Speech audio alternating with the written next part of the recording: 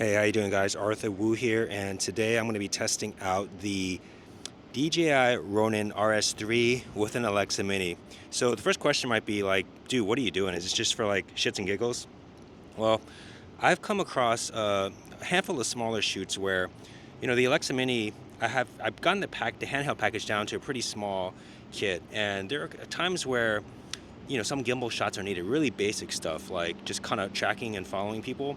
And, sometimes the jobs, they're not big enough to warrant bringing out like a Movi Pro or hiring a Steadicam op. It's just not the type of job. And so sometimes I've resorted to basically bringing a second camera, like an FX3, to fly with it. But, I saw some rigs online and people were posting that they were testing this out. And so I was like, why not? I might be able to use this for some of the smaller shoots.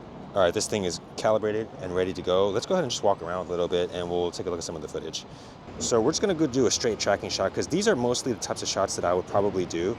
So, why the Alexa Mini? Well, the image quality is just really, really nice. You can get similar image quality with the FX3 for sure and other smaller cameras. But I mean, to be honest with you, it's like if you're a foodie, right? Like, yeah, you could eat certain types of food that are maybe not super high end, and it's enjoyable. The image on the FX3 it's really nice. And so, yeah, most people probably wouldn't be able to tell, but when you're doing a side-by-side test of a camera in certain situations, or when you're trying to bring it into the gray, there are differences. And it's basically why I've been pushing to do this a little bit more, is because I want to, have as nice of an image quality as possible. If you're going to create something and spend time doing it, and you have the time to do it, well, why not? So to me, the main crux of getting this to work is being able to get everything off of the gimbal, just to kind of shave that weight off. And probably the first part I would say is this LEMO cable. It's a flexible LEMO cable, so it won't pull on the gimbal itself when it's trying to move around. And it basically goes into a D-tap from a battery. Here I have the Neo 9. You can use something smaller. They look big, but they are not too heavy. So I like that. It doesn't add too much weight to the rig. And then we also have the motor here, which it can be powered. I don't have the cable on here now. I was just kind of testing out just to see if the payload would work. But basically the cable would go from here into the USB slot and power it that way. I've used that many times with smaller cameras.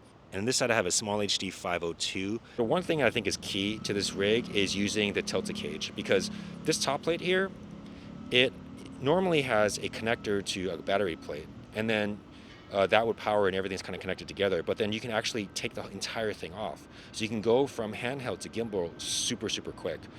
And then you can, obviously run the power off of this right here.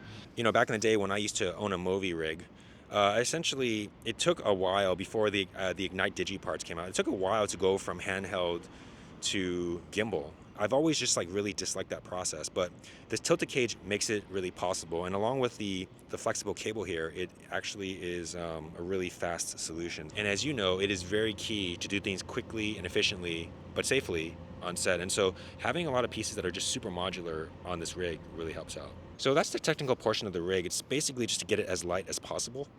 And the next thing is calibrating this thing, because it's so close to the payload, it's almost 10 pounds, that it can be really tricky. Like the first times I tried it with just auto-tune, it was really wobbly.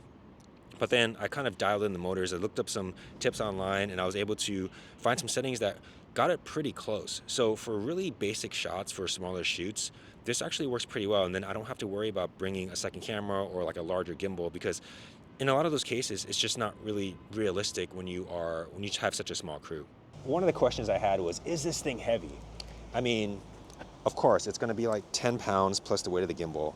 But, if you're doing just basically short shots, it's not too bad. You can definitely hold it for a minute. What I like to do sometimes is I have a cine saddle, so I like to rest it on here in between takes. That way I'm not constantly taking it up and putting it on the ground. It just kind of saves some of that extra movement. But I mean, basically, it's not too bad. So one thing I wanted to point out that some people might notice is I don't have the EVF for the Alexa Mini on here. And the reason why is because obviously it's extra weight and it wouldn't work on here.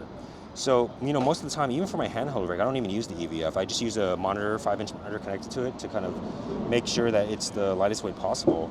And I use if I need to make quick changes, I use the phone app, which basically allows you to change most of the settings on the camera.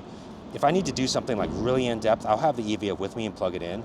But most of the time, this app, it works great. All right, just to wrap up that video, I think the solution is going to work for those really small shoots, again, where you need just a handful of shots, smooth shots, and not for a all-day solution at all. You're still going to want to use Movi Pro or Steadicam Op, whatever the case may be.